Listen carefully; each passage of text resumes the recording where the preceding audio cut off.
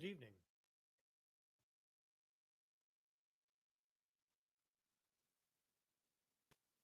I'm going to wait for a little bit for people to arrive. Um, just stick around for a little bit. We're on the eve of Thanksgiving. Hope everyone's doing well.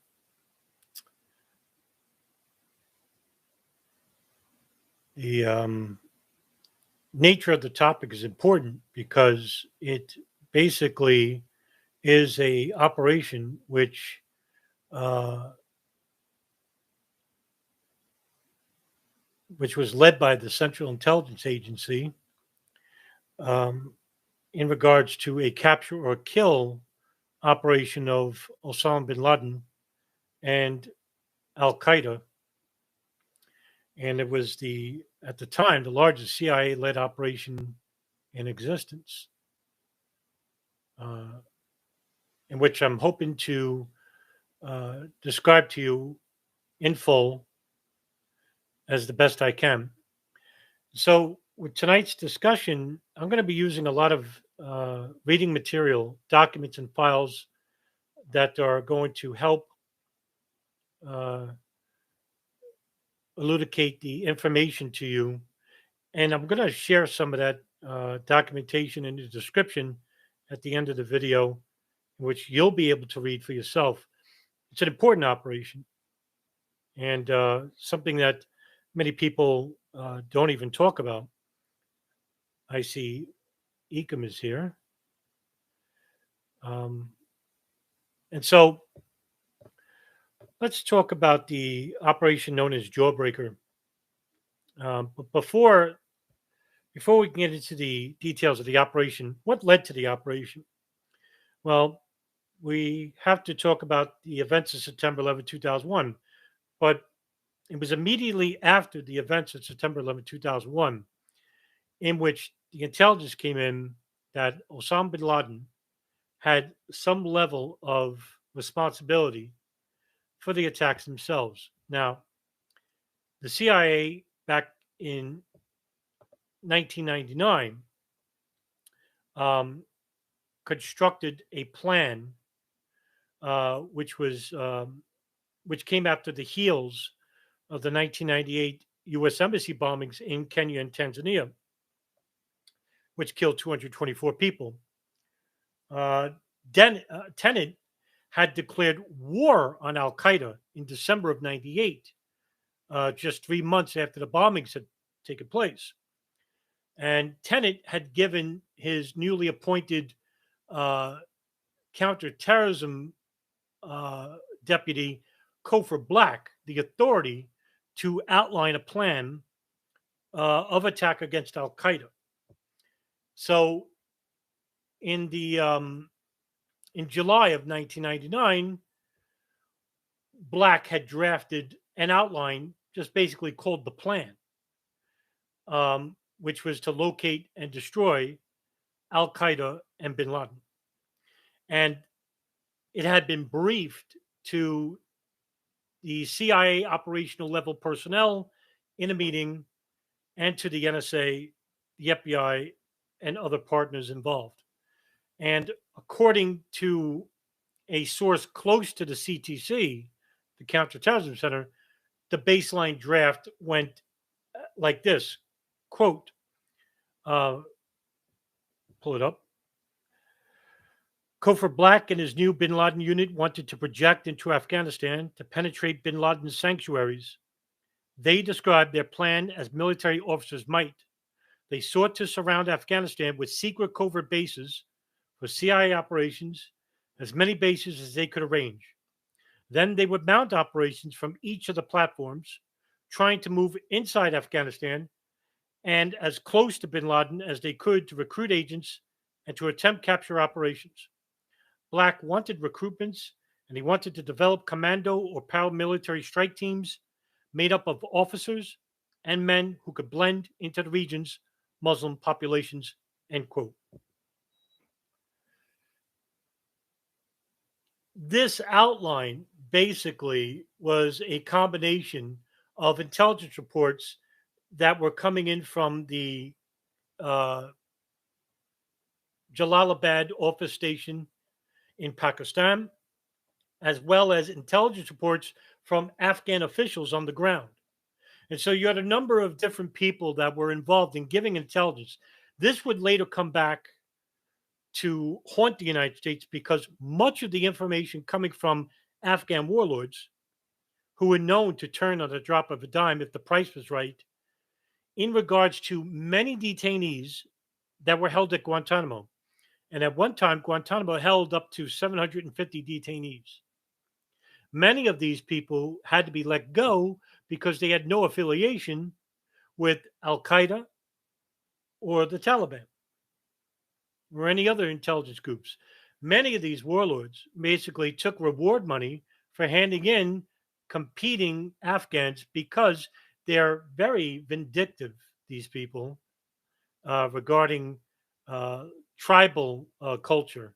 Um, and so a lot of these people basically had no affiliations, but the damage was already done. A lot of these people were tortured in CIA black sites. And I did a video about this not too long ago. Um, but getting back to the intelligence reports, Black outlined this report and he basically created or helped to create a new activities division within the CIA. And this was called the Special Activities Division, the SAD. After the events of September 11th, about 15 days or 2 weeks after the attacks, the U.S. covertly inserted um, a dozen members of the CIA Special Activities Division and the Counterterrorism Unit into the Panjshir Valley, which is north of Kabul. This group was led by Gary Schroen.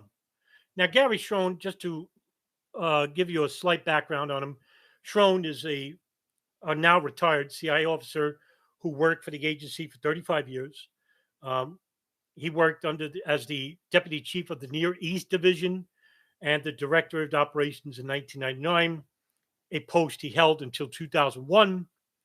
And he had a huge background, including station chief in Kabul in the late 1980s, and worked at CIA headquarters in Langley, controlling Iranian operations. And then later, Schroen became the chief of station in Islamabad from 1996 to 99 until he began deputy chief of the Near East Division up until 2001. So Schroen was tasked with the CIA to conduct the initial operations into the fight against Al Qaeda in response to the September 11th attacks. Now, the team included mostly the deputy commander and former Special Forces Captain Phil Riley, who was a former Navy special warfare operator and former Army paratrooper. And a lot of these guys went by other covert names, synonyms. One of them was called Todd. The other one was called Dalton Fury. I'll talk about him in a bit. He actually wrote a book, and I had no idea later on that he had passed away from pancreatic cancer about 5 years ago. And this core group, led by Gary Schroen, was codenamed Jawbreaker. And they formed the Northern Afghanistan Liaison Team, and the call sign was called Jawbreaker. And along with this team was a number of different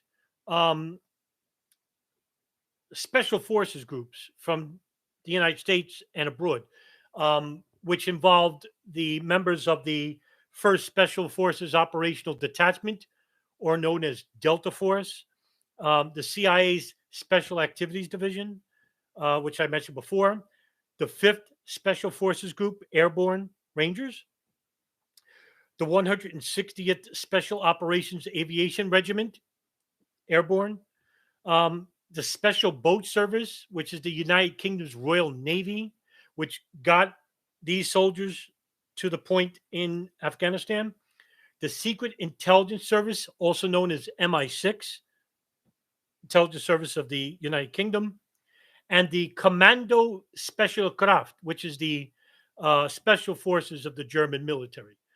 And there was other coalition forces, but they were Afghan forces. Um, the Afghan forces were led by a number of different warlords. For example, Hizib-e-Wahdat Hazaka, led by Karim Khalil. The Uzbeks were led by General Rashid Datsam. And if that name sounds familiar, he actually, his palace was actually taken over by the Taliban when the United States and the Afghans left the country in the summer of 2021. And he had a lavish compound, huge compound. And the Northern Alliance, which were led by General Mohammad Qasim Fahim, the same Northern Alliance that was once led by Ahmad Shah Massoud, but he was assassinated by Al Qaeda posing as reporters on September 9th of 2001. Um,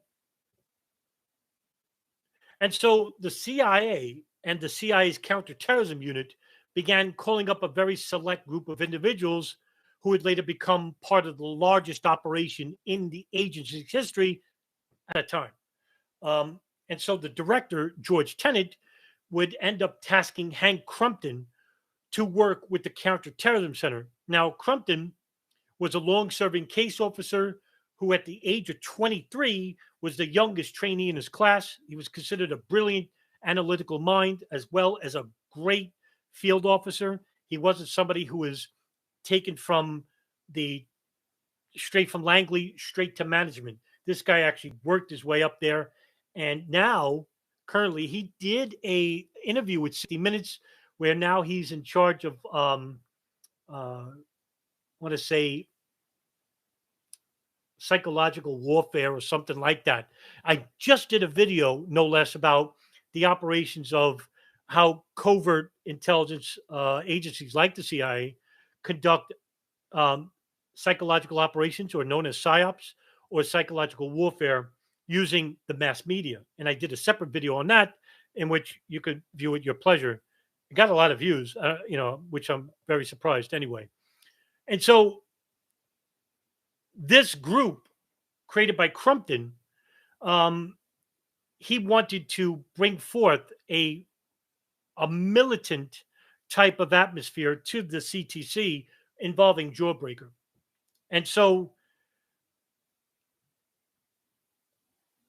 Schroen was having a problem with the Afghan warlords. Now, the Afghan warlords, just to uh, give you an example of how insular and very competitive and distrustful they are of outsiders, these Afghan warlords, since the time of their birth to the times of their middle ages up to their 40s and 50s, they're very distrustful of outsiders. They don't trust Arabs. They didn't like Arabs fighting in the Soviet invasion of the Afghan war. Afghans are notoriously much more um, uh,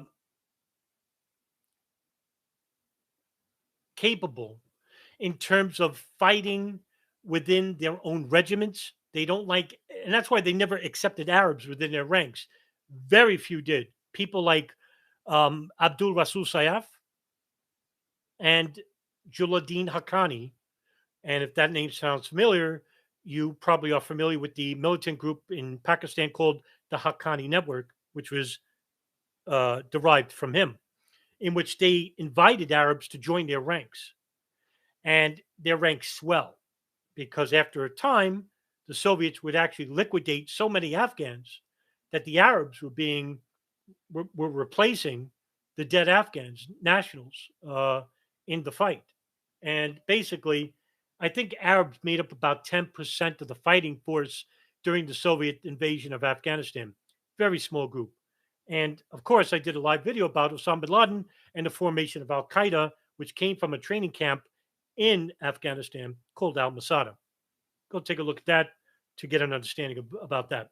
Anyway, the Afghans were notoriously flip flopping each time whenever an NGO organization or whether the US military basically paid them to help them to locate Al Qaeda or the Taliban in the valleys like Panjshir or in Kabul or even in the remote areas, Mazar al Sharif, and to um, the very southern parts of the country.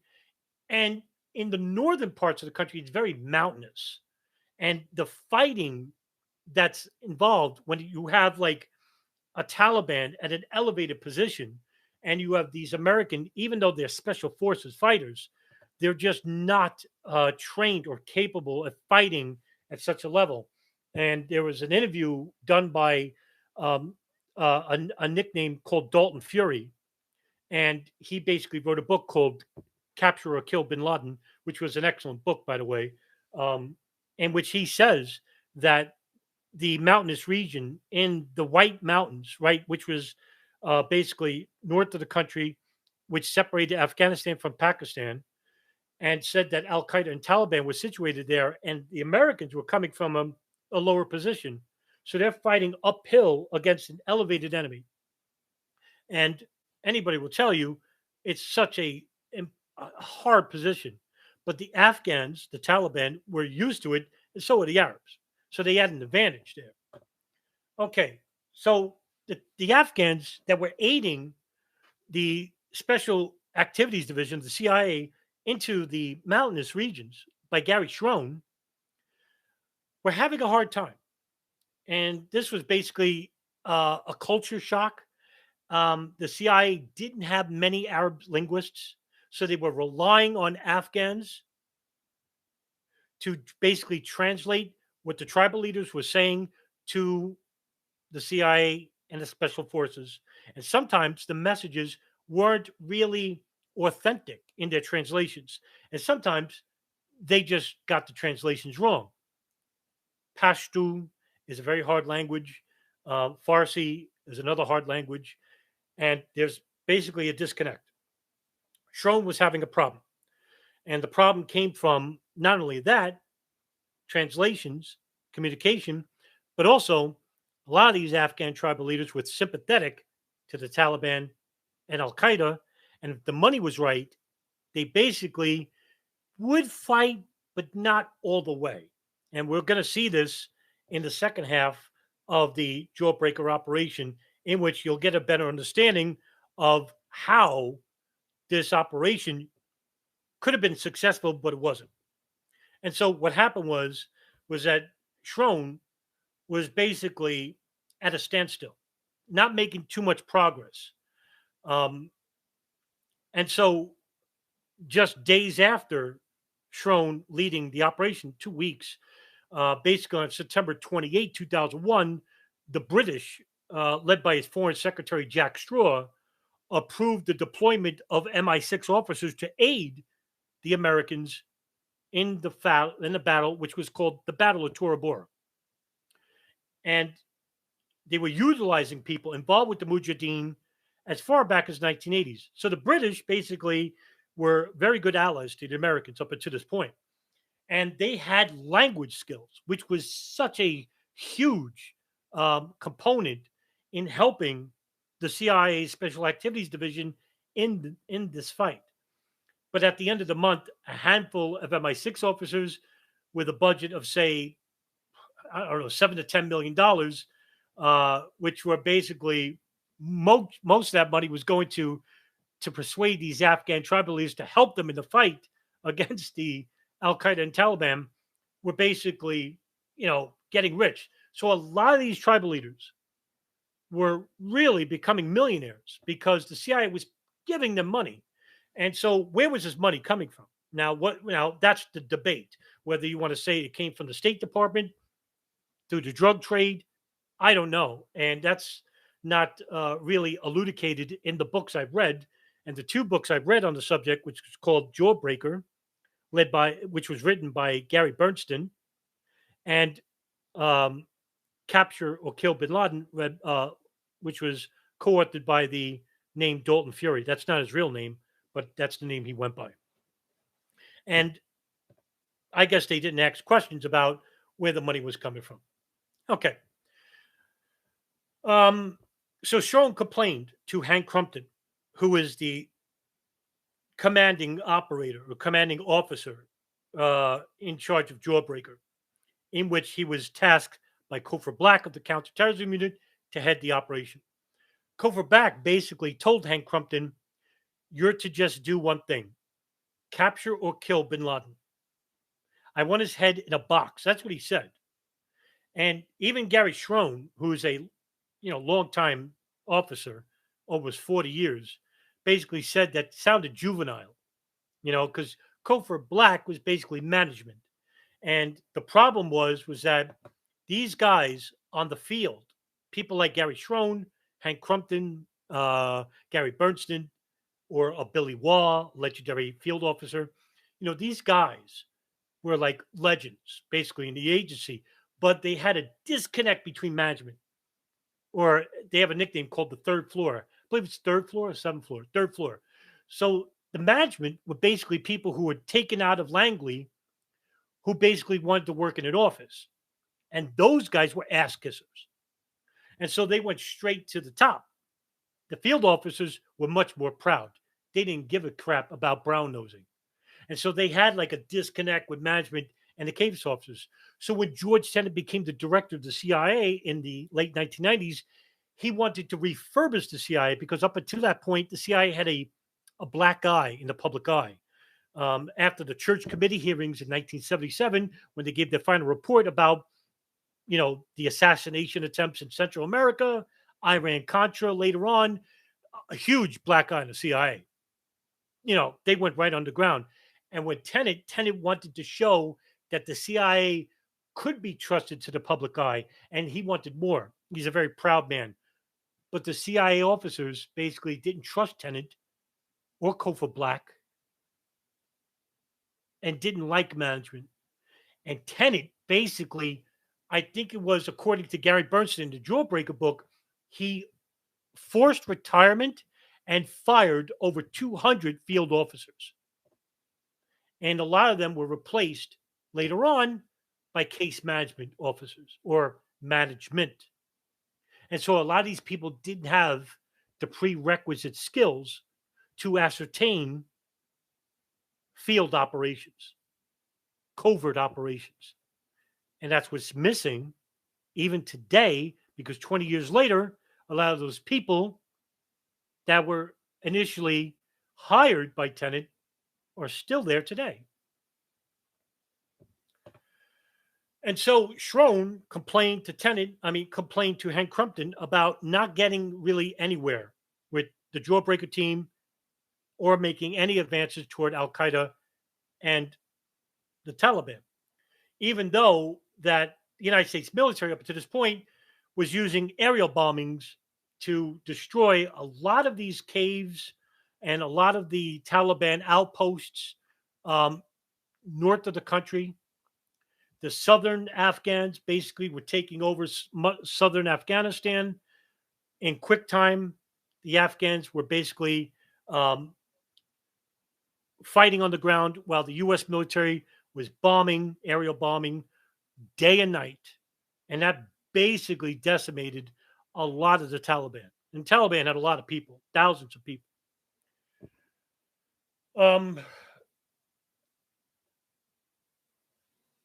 The initial airstrikes were happening on October 7th of 2001. And they were airstrikes that were happening in the country's capital, which is Kabul. And that the Northern Alliance and that the other Afghan tribal leaders, basically after an aerial bombing, would come in. And some of them were on horseback. So, just like in the 5th century, when you had, this large contingent of Arabs, the Persians, that basically were coming in, just like in, the movie 300. So you had this Afghan leader like General Datsam, who's like a man's man, this guy, with a sword in one hand. And that's no exaggeration. This is what he used to do. He used to go on the battlefield on a horse leading the charge with a sword in his hand. He's got like 200, 300 people behind him with machine guns, swords, and whatever. And they're charging in on the dazed and confused and, bedraggled tribal Taliban. And they had no idea what hit them because they would come in and slaughter the whole populace. Or if they surrendered, they basically, would, if the price is right, they basically would give them money or whatever they had, and they basically let them live and let them escape, and they would just join in the fight anyway. So you had that problem as well. Uh, so there was a lot of problems. So what Hank Crumpton did was basically replace Gary Schroen, because he was coming on retirement anyway, with somebody named Gary Berntsen. Now, Gary Berntsen, a little bit of his background, he served as a director of operations between 1982 to 2005. He served as CIA station of chief on 3 occasions, and he was involved with the counterterrorism unit involved in the investigation of the U.S. Embassy bombings, as well as the 9/11 attacks. He was also involved with the Special Activities Division, and in 2000 he was actually awarded the Distinguished Intelligence Medal and the Intelligence Star. He actually was born in Long Island, New York. So if he comes in a room, he's a native New Yorker. But he had a lot of experience, and he actually was a good selection. Berntsen was a no-nonsense guy, a little bit younger than Schroen. He also had a lot of experience in the Middle East. Schroen did as well, but Berntsen, I guess, got along better. And because of his no-nonsense approach, he didn't really take no for an answer, if I could say that lightly. And so Hank Crumpton told Schroen about the replacement, and Schroen was actually delighted to hear it. He wanted to get out of there. And as Berntsen landed at Islamabad airport, he was taken to see Gary Schroen, who informed him about the current operations at hand. And Schroen filled him in on the teams he would work alongside, as well as the Afghan teams that were working alongside, which would produce intelligence on enemy positions and capabilities that the CTC headquarters would use to drive and coordinate the war, while working alongside with the head of the U.S. Central Command, General Tommy Franks. General Tommy Franks, who is the commander of the U.S. Military with the U.S. invasion of Afghanistan. As soon as he took over the operation, Berntsen, on October 19, 2001, got 200 U.S. Army Rangers from the 75th Regiment, and they helped capture a key area 75 miles south of Kandahar, which was an airstrip. And it was a huge victory. They destroyed a Taliban contingent there, and Crumpton told Berntsen that he led the operations, and that having the deputy director of intelligence of the CIA, John McLaughlin, in charge of operations with Tommy Franks and Vice Admiral Albert Calland, who is the Special Operations Command of SOCOM. So these were the 3 big men in charge: Tommy Franks, Vice Admiral Albert Calland, and John McLaughlin, in charge of operations at the CIA. Berntsen would begin supplying the Tajiks in the north, and which would help fight against the Taliban in the Panjshir Valley. Thing about the Tajiks was they wanted to take credit for the capture of Kabul. However, the CIA disagreed with this and said that it was Datsim who was to go into Kabul and negotiate with the remaining Afghans there about drafting a constitution for the country and eliminating the Taliban. So what was left of the Afghan government, they would deal with General Datsim, and the Tajiks were basically jealous up until this point. What Washington, the government officials in the White House, Washington, and the Pentagon wanted was a pincer attack on the Taliban, which were hiding in caves and ditches. And they were in, I think the number was in the tens of thousands. With the Northern Alliance coming from the south and the east, and the Eastern Alliance, which was led by a special operations, U.S. Special Forces operations by Lieutenant Haas to the east. And so what would happen was, because Al Qaeda and the Taliban were in the north, they were going to do a pincer operation, which was really a daring operation because they had to go upwards to the mountains. And as high as you get to the mountains, it's harder to breathe. But it was the only way, because if they came in from the bottom, they're sitting ducks.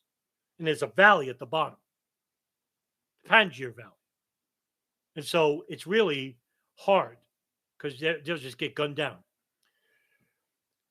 So the plan was, when the Northern Alliance and Jawbreaker teams had defeated the Taliban, the Northern Alliance would stop 5 miles outside of Kabul and allow Berntsen and the United Nations to come and organize a peaceful transition of power, which would be handled to Hamid Karzai. And Karzai, if you're familiar with that name, he previously served as the deputy foreign minister in the Islamic State of Afghanistan, while also being the head of the Pahlavi tribe, which was a Pashtun tribe. He also visited the Western embassies, including the U.S. Embassy in Islamabad several times, talking with Norbert Hall, and attempted to gain American support for the modern, educated Afghans, which were to weaken the Taliban's views. The Taliban basically wanted to create a caliphate in the country and dissuade women from learning from the work sector, teach the Quran, their version of the Quran and the Sunnah. Even though their views were extreme, they were a little bit different than, say, the views of Al Qaeda. They're from the views of the Hanafi school of thought. Al Qaeda is from the Wahhabi school of thought. And I don't have enough time to explain that difference to you, but I've done videos about this, and you could watch videos about that. And so one of the Jawbreaker units was led by a person he went by the name RJ, and he led the Special Forces Team 595. Now you'll notice that there's a lot of different small, Special Forces teams, which would have different capabilities: military, signals intelligence, human intelligence, tracking, so many different skill sets were involved with these teams. And so it just was a brilliant military operation, this Jawbreaker operation. I really recommend the book. I'll even link it in the description at the bottom. So this Jawbreaker unit, which would radio in airstrikes into Taliban locations in the town of Mazar al-Sharif, while General Berntsen would charge against the Taliban fighters afterwards. And so the U.S. military in the aerial division would use U.S. B-52 bombers. And they would bomb day and night. Oh, my goodness. I couldn't tell you, dozens and dozens of airstrikes, and basically bombarded the mountainous region of Afghanistan, the north of the country. It just was a literal carpet bomb. And the Al Qaeda and Taliban fighters were decimated. It really just destroyed them. So what happened was, on November 10th of 2001, the Tajiks took control of the city and freed the Uzbeks, who were under Taliban captivity. And they tried to force the Uzbeks to fight with them. A lot of them wouldn't. And so they basically started slaughtering them. The Tajiks freed them. And the Uzbeks actually fought alongside the Tajiks to fight against the Taliban. So I don't know what the Taliban were thinking in trying to force the issue with the Uzbeks. But with the recent defeat by the Taliban fighters, the Taliban then headed east toward Kunduz. But RJ and the Special Forces team of 595 went north to meet them and engage them in battle ahead of time. So, with Mazar-e Sharif under the control of Datsum, there's a place called the Friendship Bridge, which was now open between Afghanistan and the country of Uzbekistan. And it was such a huge, huge win for the Afghans because now the Uzbeks could freely travel in the country and join in on the fight. And it would provide just valuable logistical support in the operation. And so now Central Command, led by Tommy Franks, could now focus its air power on the city of Taliban, which is the capital of the Takhar province, northeast of Afghanistan. Another one of the Jawbreaker teams was led by a person named Breen, who was in the town of Taliban. Breen, which had a special forces team called 585, not 595. This was also headed by a master sergeant named John Boldock.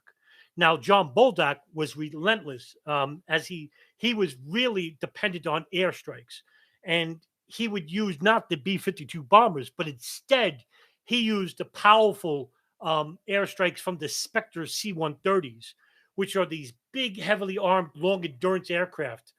And they had an array of anti-ground oriented weapons, which are integrated with like sophisticated sensors, navigation, and fire control. These huge planes came in and just like dived down the mountainous regions, and it created like this great atmosphere.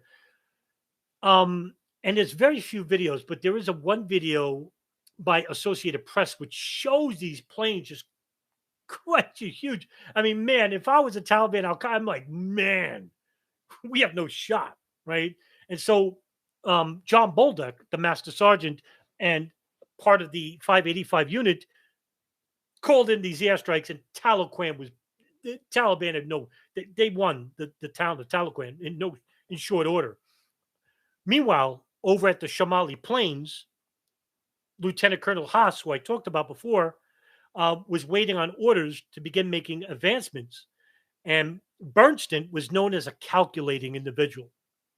And so he was patient. So he told Haas to hold on operations while the Spectre 130s, and then you have the B-52 bombers in the east, Spectre 130s in the northeast, basically bombing the crap out of the Taliban and Al-Qaeda, who had no shot at repressing the fighters of the U.S. military, and then the Afghans coming in, cleaning up afterwards. Jawbreaker reports that were coming in had collected information that Osama bin Laden was seen leaving the Nangarhar province and heading toward Jalalabad. This was coming specifically from Afghan reports, not U.S. Special Forces reports. So Crumpton basically was in constant contact. He wanted daily reports coming from Berntsen, and Berntsen was basically with one phone to his ear to Crumpton. Crumpton had his boss, Cofer Black, and he had his boss, George Tenet. And who is George Tenet boss? I guess George Bush. CIA really doesn't have a boss. In theory, anyway. So that's for another discussion. So Crumpton gave the order to Berntsen to begin forward advancements. And so that gave the green light to Lieutenant Colonel Haas. And so the Taliban, basically at this point, were basically hunkered down in Mazar-e-Sharif. It was basically like a last stand for the Taliban. And there was a number of like approximately 5,000 fighters that would try and defend the forces of the U.S. military, Special Forces Division, the CIA Special Activities Division, and the forces led by Datsum and Mohammad Daoud in the west and Beriyallah Khan in the east, as the U.S. airstrikes rained down from above. But the Taliban knew that they could not stand the daily assaults because the C-130 bombers, as well as the blue want to say Blue 30, Blue 82. Now, I just have to say, Blue 82 bombers had a special weapon, and these were used to completely, because Afghanistan north in the north was a mountainous region, and so there's a lot of trees, huge trees, 50, 60, feet tall, some to 150 feet tall, and this gave like cover to the Taliban. And so they would hunker down, create these forts, basically shoot from the north. So these Blue 82 bombers will come in, and they used what they called as daisy cutter bombs. And for those who don't know, daisy cutter bombs, what they did was they basically scorched the ground, right? So just picture, how can I use this? Picture the Vietnam, right? Remember that movie Apocalypse Now in the beginning when they show these, planes going over, and then in the first scene, all you see is like this field, this grassy area of Vietnam, and then it goes up in flames as if their plane goes by. That's what the daisy cutter bomb does. So basically, they're coming in with these blue 82s, coming in and flattening the ground. All the tree, everything is scorched earth, everything. And so Dotson comes in afterwards. There's still fire in the ground. They don't care. They're coming right in, just destroying, the depleted Taliban forces. And it wasn't long before they just like completely surrendered. The Taliban basically surrendered Mazar-e-Sharif. A huge win. Now, they basically it was all over. So now the final stage was to capture or kill bin Laden. The Taliban basically defeated. Mohammad Mullah Omar, the leader of the Taliban, basically, escapes. The remaining Taliban surrender. Incidentally enough, Mohammad Mullah Omar, I think, died in 2000 and I want to say 12. I'll look that up just to be sure, because I found it. He died in 2013, and basically where he died was basically, I think it was 30 miles or just close to a military base. In other words, if you want to have a great hideout, live next to the enemy. They're looking elsewhere. Oh, you wouldn't live next to us. You'd be stupid. But yeah, he died in a small home where he basically never went out and stuff. Which that's funny when you think about it. He died in 2013. So now the idea was to trap bin Laden and his fighters in what they call a kill box. So it would be 3 promontories manned by U.S. Special Forces teams. 2 new teams would be positioned to the south and the west, one on the Tonga Mountains, another closer to Sangala Hill further south, and the original post near a place called Milgawa, which would be reestablished to the east. Now, USCENTCOM under Tommy Franks, in which Berntsen called for aerial bombardment of the White Mountains. Now, the White Mountains basically is a huge snowy region in Afghanistan. Basically, it is the separation between Afghanistan and Pakistan. It's a large mountainous range in South Asia, south of the Hindu Kush, which is, basically a huge area which leads into the provinces. It ranges eastern Afghanistan, and it's called the White Mountains because they're the highest points of Afghanistan, and it's always, it's constantly freezing up there. And so Al-Qaeda and the Taliban basically were retreating to a place called Spingar. Spin, S-P-I-N, G-H-A-R. And so that's what it's nicknamed the White Mountains. And so you have these B-52s, B-1s, which were basically coming off the carrier ships in the Persian Gulf, which were saturating the mountainside with heavy artillery fire by day, and using, like I said before, the Spectre 130s at night. So Al-Qaeda were hiding in the caves to avoid being reduced to molecules at this point. Um, Berntsen, what he wanted to do by doing this was he wanted to flush bin Laden out so that they could use aerial planes to use heat seeking capabilities. This would be the AC 130 ships that had the capabilities of using radar, heat seeking radar. And if there was a large contingent of heat coming from the ground, they basically were assuming that this was where Al Qaeda was hunkering down in. And so that they could just bomb the area and that would be the end of the war. Um, so he knew that there was only one way out for bin Laden. And what he wanted to do was basically push bin Laden to the wall of the White Mountains, so to speak, allegorically speaking. And then you had this like box.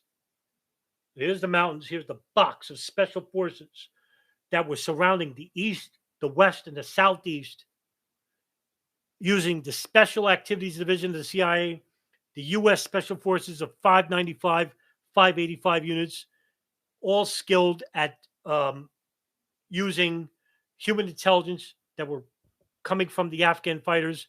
And this was a huge mistake, by the way, Tommy Franks, who was acting on orders by the White House, wanted the Afghans to lead the charge.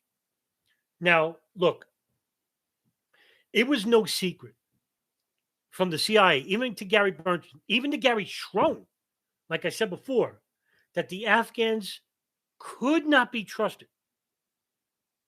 They just couldn't. But Franks was adamant in not losing American lives regarding bin Laden and Al Qaeda because he theorized that we lost enough Americans in September 11, 2001. I don't know. So Berntsen actually called General Tommy Franks and said, listen, we want 250 U.S. Special Forces groups to block the northern escape route. It would be a special group, a special unit that would basically counter, they would be flown to the north and then block the escape route into Pakistan. Franks, remember, he's head of CENTCOM, basically told Gary to use the Afghans to block the back of Pakistan. Now, Berntsen was livid at this command. We couldn't be trusting this. So he basically called Hank Crumpton, thinking that, in a fruitless attempt to persuade the U.S. military, head of operations Afghanistan, CENTCOM, Tommy Franks, to somehow pressure him, in which he had no power to do so, to get 250 special forces. That's all they needed, basically. And this would have been the end. It would have been the end of the war on terror. This is it. Because according to Dalton Fury, who is one of the special units involved with the fight against Al Qaeda and bin Laden, he even admits in the 60 Minutes interview that he himself was basically just 2,000 kilometers from bin Laden, which is basically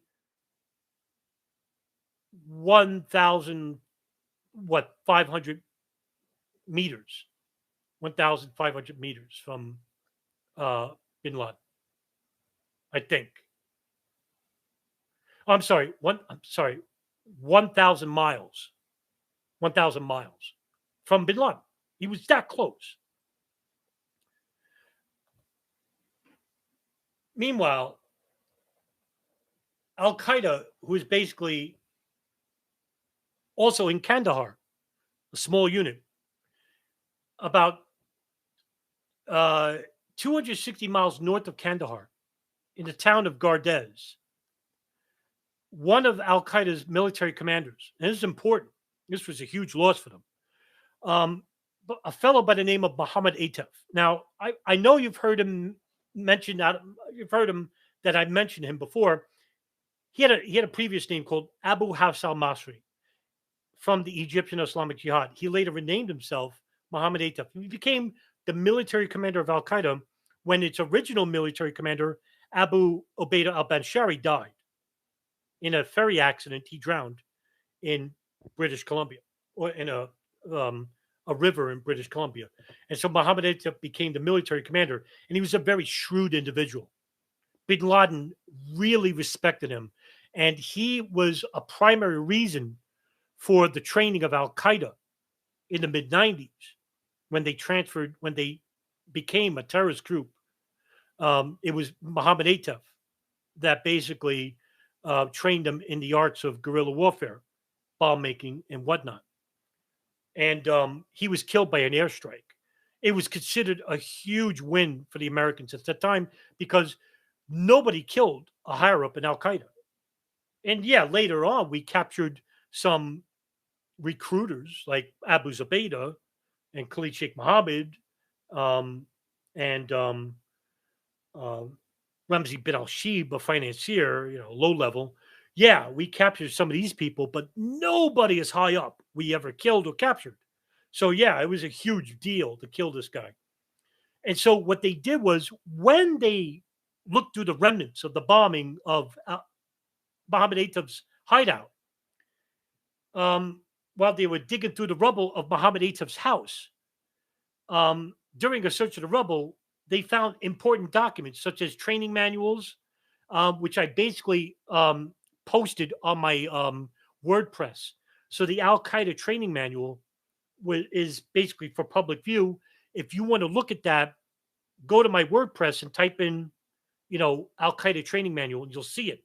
And it's a huge manual, shows you the brilliance of this guy's mind on guerrilla warfare. So now December is coming. The real winters are coming. So now it's becoming like really brutal cold because, a lot of people think Afghanistan is basically hot, humid climate in the winters, especially in the mountainous region. Brutal cold, brutal, really cold. So now Bin Laden is left with, I want to say approximately 500 Al Qaeda fighters, maybe a little bit less. And they were hiding out in the locals with their homes and caves and whatnot. And so when I'm talking about locals, I'm talking about like these small makeshift huts made out of primitive brick, mud, and whatnot. And so it's like really comfortable in these houses, but they didn't have basic necessities like Americans would, like a TV or radio. And so what happened was, in one of the Taliban's, when they in the Mazar al Sharif, I forgot about this. Really important. So I basically forgot to tell you when the Americans and the Afghans took over Mazar al Sharif, they found a radio belonging to an Al Qaeda fighter. Now, this radio, I'm sorry, it was recovered from a former Taliban safe house in which one of the Taliban commanders had. And it was a safe house. Amazingly, it survived under the aerial bombing. And it was a radio which had been used to listen to the radio transmissions of Al Qaeda. Because the Taliban were, they had to keep in contact with Al Qaeda. So they were using these radios. So they found one of these radios. And during the days and nights, they would listen to Al Qaeda fighters in the White Mountains. One night, Bin Laden is heard on the radio because one of the military commanders with Gary Berntsen, while he was staying in one of these built-in Afghan houses, which was a makeshift, operations center, they heard Bin Laden on radio because the Afghans they know his voice. So Berntsen and whoever was he with, I don't know who he's with, but they basically surrounded like, oh, this is it. And they heard him apologizing to Al Qaeda fighters because they're surrounded. And I'll quote you from the book Jawbreaker, in which I'll read from the book what he was telling them. And let me pull it up. Quote, "I'm sorry for getting you involved in a battle. If you no longer can resist, you may surrender with my blessing." And of course, it's not English, it's Arabic, but that's the translation. So here he was. And even according to Dalton Fury, he basically said that he had this neck on his, he said we're going to capture him. And according to him, he was just basically 1,000 miles away, which was nothing compared to an aerial plane, getting there and whatnot. And so it was amazing that they could capture him, but they basically wanted to kill him. That was the operations plan initially. However, and this is the real kicker. This will be the kicker of the whole live discussion. And I'm not going to give you my opinion on this because I want to read the direct quote from the book, Jawbreaker, which I'll put in the description box. If you haven't read that book, please read it. It is a great book. It's in my top 10 favorite books I've ever read. And I'm dying to interview that guy, Gary Berntsen, because I heard he does interviews, but he's very hard to get. Okay, quote from the book. Quote, the Special Operations Command history records that CENTCOM refused to back the ceasefire coming from the Afghans. Let me back up a little bit. The Afghans negotiated a ceasefire with Al-Qaeda because I think basically it's in the book, Al-Qaeda gave them money. And so Afghans committed a ceasefire. And when the U.S. Special Forces went to advance, the Afghans turned their guns on them. And so there was a standstill. Quote, the Special Operations Command history records that CENTCOM refused to back the ceasefire, suspecting a ruse. But it said the Special Ops Forces agreed reluctantly to an overnight pause in the bombing to avoid killing the surrendering Al-Qaeda fighters. Ghan Sharak, an Afghan warlord, negotiated by radio with representatives of Al-Qaeda. He initially told Dalton Fury that a large number of Algerians wanted to surrender. A large contingent of Algerians were Al-Qaeda fighters. Then he said that he could turn over the entire Al-Qaeda leadership. The entire. That's Bin Laden, Ayman al-Zawahiri. Fury's suspicions increased at such a bold promise. By the morning of December 12th, no Al-Qaeda fighters had appeared, and the Delta Force commander concluded that the whole episode was a hoax. Intelligence estimates are that as many as 800 Al-Qaeda fighters escaped, but Bin Laden stuck it out. Despite the unreliability of his Afghan allies, Fury refused to give up. He plotted ways to use his 40 Delta Force soldiers and a handful of other special op troops under his command to go after Bin Laden on their own against 800 fighters. One of the plans was to go at Bin Laden from the one direction he would never anticipate, the northern side of the mountains. We wanted to come in the back door.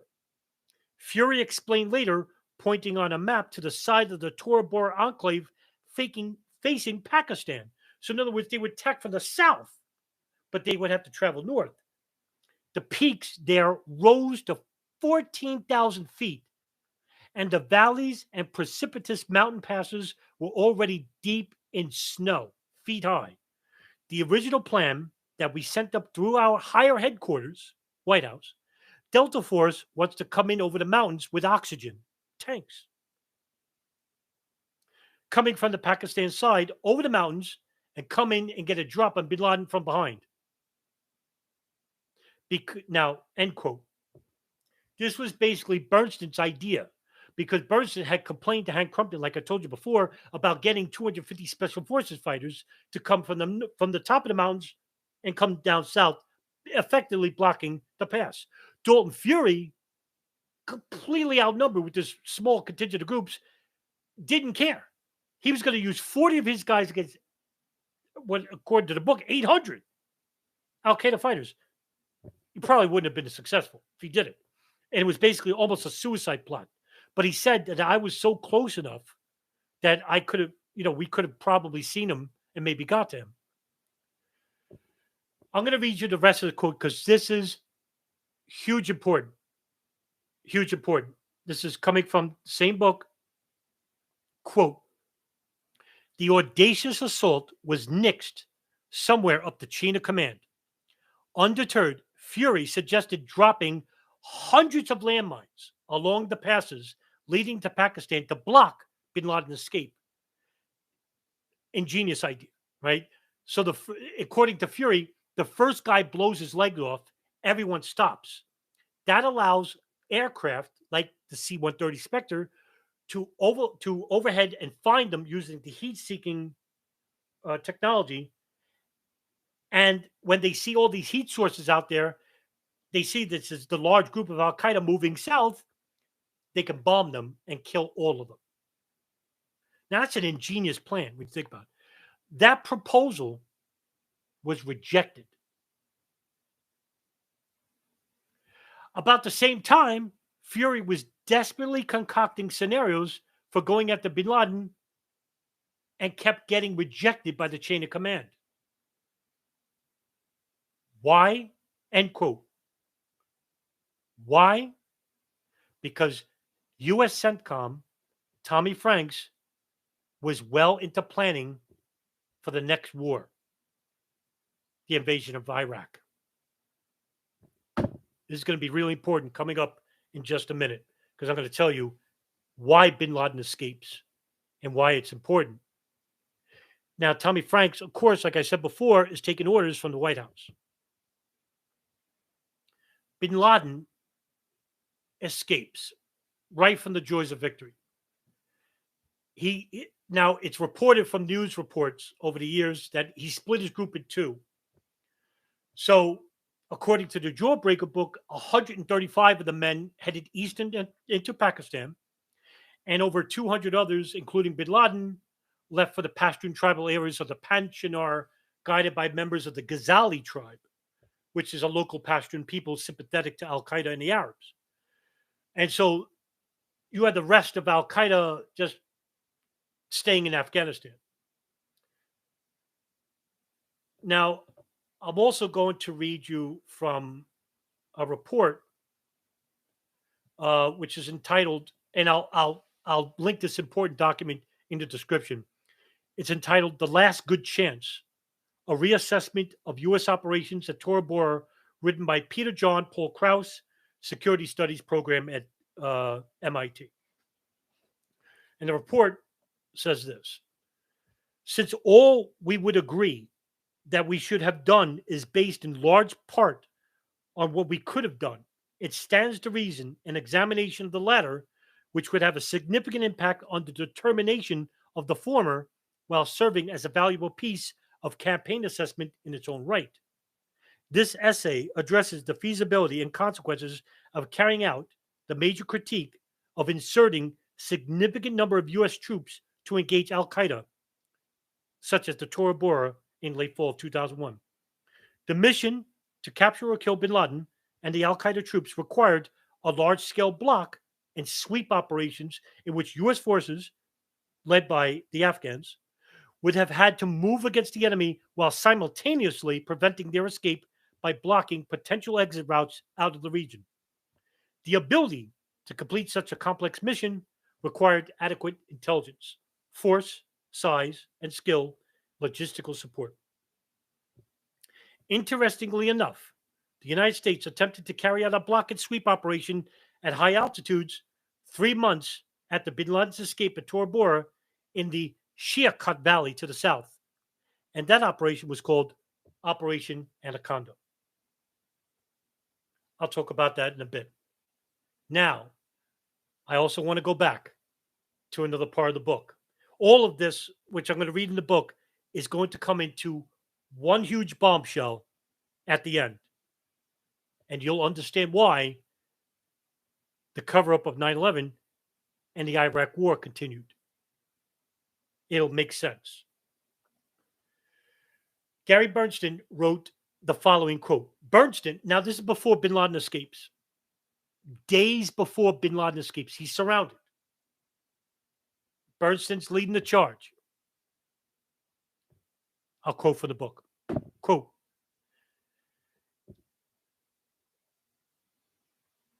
I'm talking with Hank. He clears his throat. I took a deep breath. It felt as though someone had just thrown a bucket of cold waters in my face. We selected a permanent, this is Hank, we selected a permanent chief involving Jawbreaker, which would allow you to return to your post in South America, which is far away from the fight in Afghanistan. Berntsen, I took a deep breath. I couldn't believe it. What were we doing? I'm minutes away from winning the most important battle of the war. I asked, who's the new chief? The room turned silent as everyone, all led by the Special Activities Division, led by the Special Forces Division, all the leaders, couldn't believe what they were hearing. The answer, it's Rich, the chief of the blank. And I'll tell you who that is. The blank is easily decipherable if you did a little bit of background on it. The person who's replacing Gary Berntsen is Richard Blee. Richard Blee, who headed he was the deputy chief of Alex Station, the Bin Laden issue station, which basically withheld pertinent information about Al Qaeda to the FBI and the State Department about two hijackers, two Al Qaeda operatives inside the United States for 16 months, which later turned out to be hijackers for Flight 77, which crashed into the Pentagon. This is who's replacing Gary Berntsen. Berntsen, when will he arrive? Crumpton, he should get to you by the 14th of December. Berntsen, I'll meet him at Bagram on arrival. End quote.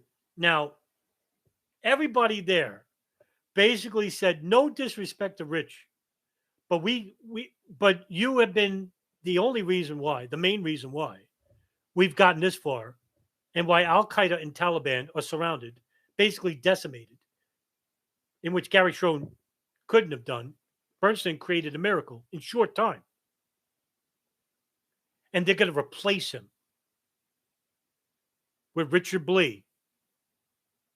And I'll tell you why they did it. Bin Laden escapes. Berntsen comes back to the United States. Richard Blee takes over. Bin Laden escapes.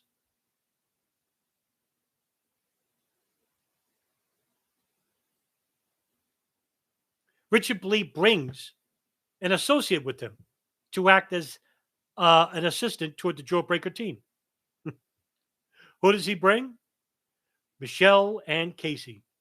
And if that name doesn't sound familiar, she was the head of the Al Qaeda Yemen hub ticket, in which she told the FBI, Mark Rossini, and Doug Miller that they're not allowed to share information regarding Khalid al-Mihdhar and Wafa Hasbi's U.S. visa with the FBI. Now, according to Berntsen, he says that when Richard Blee took over Jawbreaker, they basically were there to not head Jawbreaker, but basically knowing that Bin Laden had escaped, that Tommy Franks wouldn't give the okay to block the only escape route into Pakistan, was basically because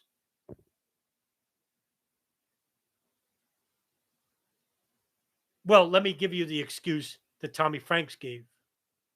Tommy Franks would be quoted by the New York Times in October of 2004, and I'll read you the direct quote. Quote, we don't know to this day whether Bin Laden was at Tora Bora in 2001. Some intelligence sources said he was. Others indicated he was in Pakistan at this time. Tora Bora was teaming with Taliban and Al Qaeda operatives, but Mr. Bin Laden was never within our grasp. Really? However, one of the Special Forces operators, Dalton Fury, said this, quote, rather than allowing Bin Laden to escape, Franks and Donald Rumsfeld, the Secretary of Defense, could have deployed a measly 250 American troops in Afghanistan already, or near the border with Pakistan to block the exits while simultaneously ending the war. The complex mission would have been risky, but analysis shows that it was well within the reach and capability of the American military. End quote. Now, let me give you the bombshell.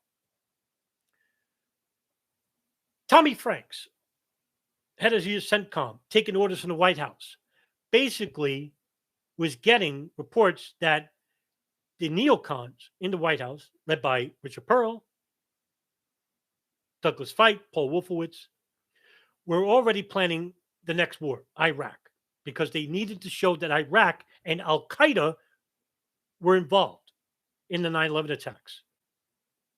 This came from an earlier foreign policy outline called the Project for New American Century and under the Paul Wolfowitz Doctrine. Okay? I did a whole video on this. Now, for years prior, they wanted to invade Iraq. And so here was a chance to invade Iraq.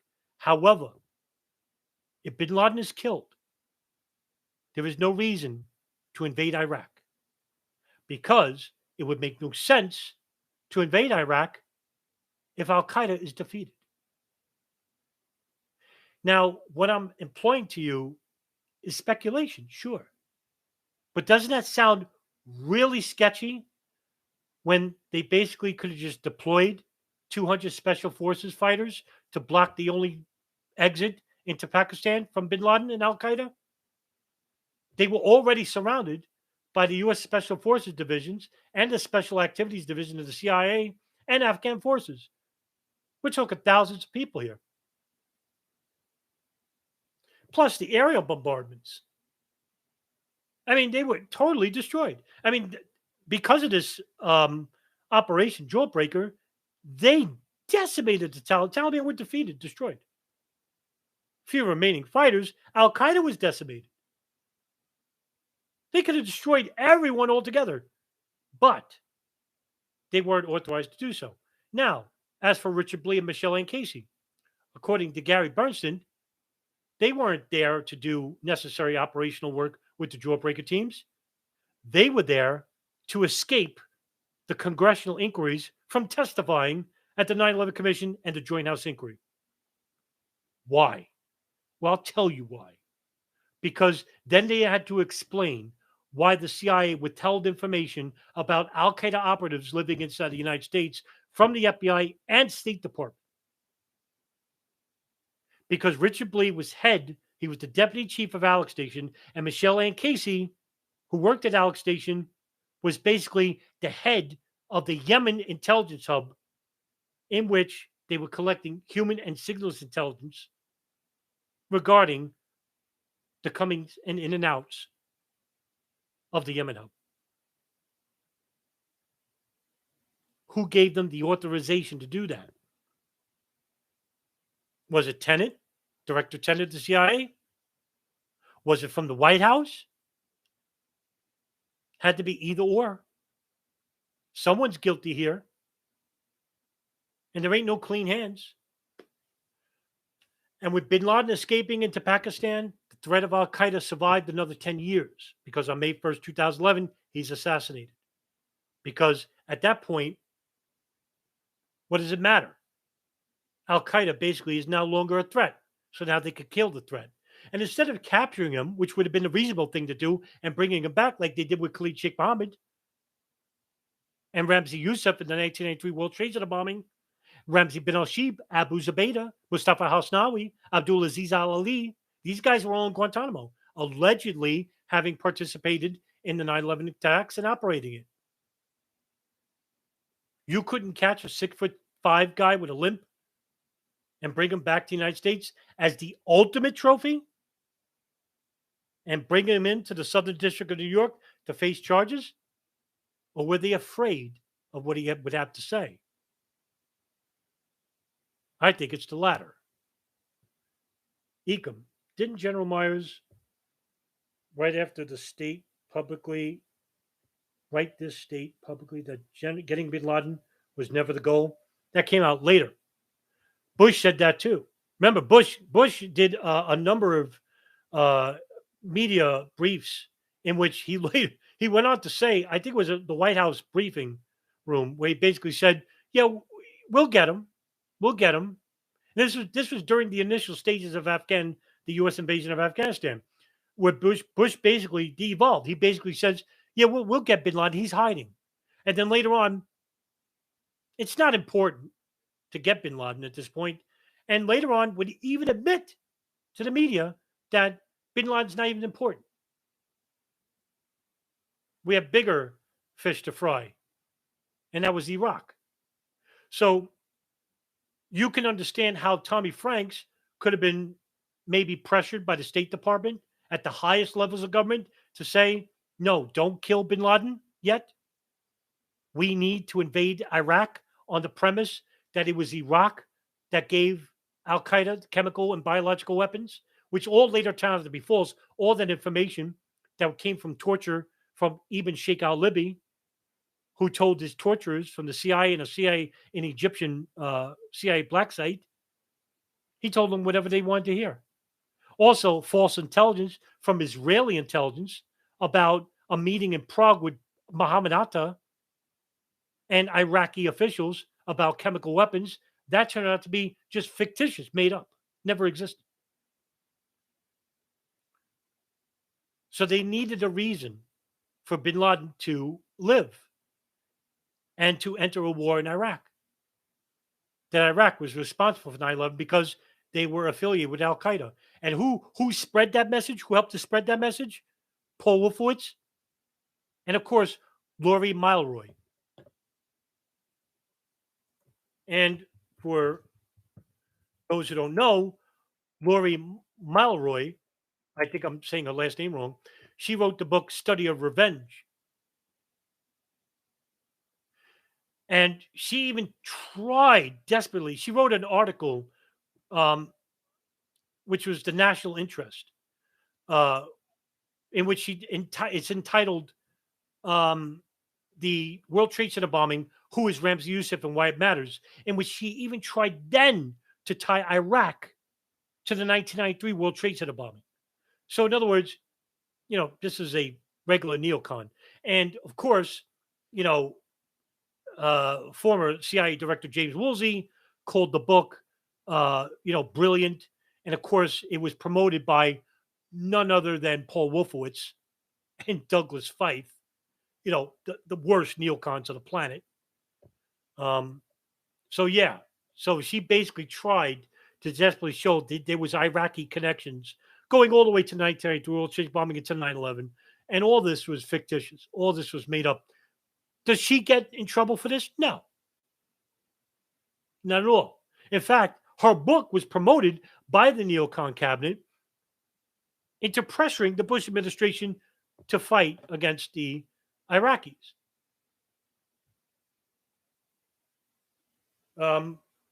Huge operation. So that's the nature of the Jawbreaker operation. And it was important because it showed that there could have been a huge, very most likely, a tremendous conspiracy involving the Iraq War and not allowing two prominent CIA case officers to testify at the 9/11 Commission or the Joint House Inquiry, or to escape having to explain why they withheld information about Al Qaeda operatives inside the United States from the FBI and the State Department. And they never gave their explanations as to why, and they never will, because nobody knows who they are and nobody's talking about them.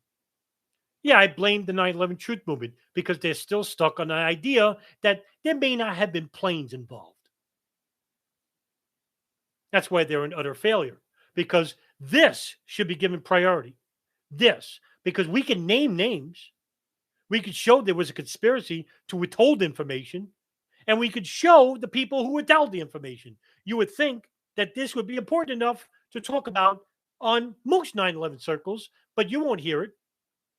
Jason Burbis won't talk about it. Christopher Bowen doesn't know anything about it. Rebecca Roth won't talk about it. Alex Jones or Jim Fetzer, but that's who are given the attention. And you wonder why, whether it's manufactured or not, whether it's intentional. It could be. I just think it's general ignorance. Now, I'm not saying that I should be at the forefront of this. I'd rather not. I like talking to a very select group of people, but I would hope that more people would become educated on matters like this. It is important, and it shows a mountainous cover up involving the State Department and even the head of the U.S. Central Command Operations, Tommy Franks. Why wouldn't you use U.S. Special Forces to capture or kill bin Laden and the rest of Al Qaeda? Why wouldn't you destroy them using Blue 82 bombers or C 130 bombers and basically destroy the whole lot of them? Because bin Laden and Al Qaeda can still be used as a will o' the wisp type character where you won't see them, but they're always the threat. They're out there. We got to invade this country because Al Qaeda is still out there. And that's what they did in Iraq. And that's why the Iraq War was authorized or allowed to be conducted through the testimony, the flawed testimony of U.S. Secretary of State Colin Powell at the United Nations Security Council in 2003. Sitting right behind him is CIA Director George Tenet. And it was through the CIA, which gave false intelligence from the torture of Sheikh Ibn al-Libi, that precipitated the Iraq War. But instead of firing or holding George Tenet accountable, he was given the Presidential Medal of Freedom by George Bush himself. The hypocrisy knows no bounds. And so, unless you have additional questions, I can probably end the stream right here, right now. 8 people are in the chat. Not many questions, not many people. Maybe the early hour. I tried to do this stream at 10 o'clock thinking that it would be accommodating to the people, but it seems that the later I do the streams, the more people I get. Strange. I think the last stream I did was at, 11:30, 12 o'clock? And people showed up. Like 20 people. So only 8 today. But then again, it's the holiday week.